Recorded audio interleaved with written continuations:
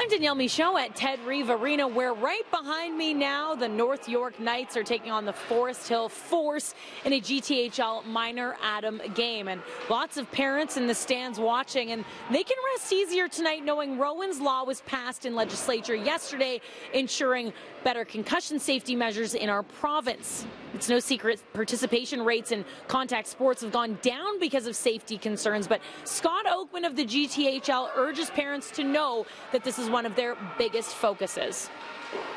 We've taken a number of measures to try and make the game safer generally over the last number of years, and that's that involves rule changes, removing body checking at certain levels of hockey, things like that. So we've taken steps to make the game safer to prevent concussions and injuries in general.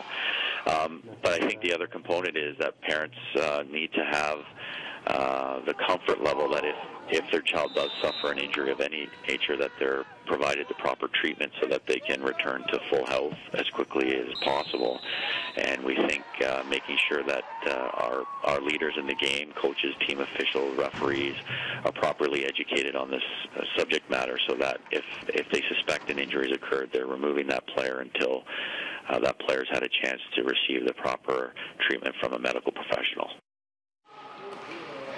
Now, one of the parents I spoke to earlier was Andrew. His son is 9 years old. He's been playing hockey for the last 3 years. And while some parents may have hesitations going into a contact sport, Andrew didn't have any and just wants his son to make sure he's having fun and he's staying educated on the ways to prepare themselves for concussion safety.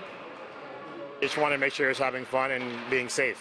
Okay, so being safe is a big part of it. Yesterday, Rowan's law was passed to ensure that concussion safety is at the forefront. Yes. What do you think that teams need to do to make sure that that stands? I think there's a lot to do with educating parents and coaching staffs to make sure that they can diagnose or get a sense of what's happening with the players on the ice if there is an injury that occurs. And then secondarily, make sure that the kids are out of games if there's any suspicion of anything that's going wrong. And then lastly, making sure that the kids go and get checked out, right? There's nothing wrong with getting checked out. I think back in the day when I was a kid, you get your bell rung a little bit. It's not a big deal. You shake it off.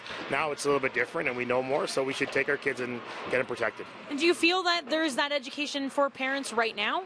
Yeah, I think there is. I think organizations like the GTHL, which my kid is in, they do a lot for both coaches and parents in regards to educating them, especially around concussion protocol.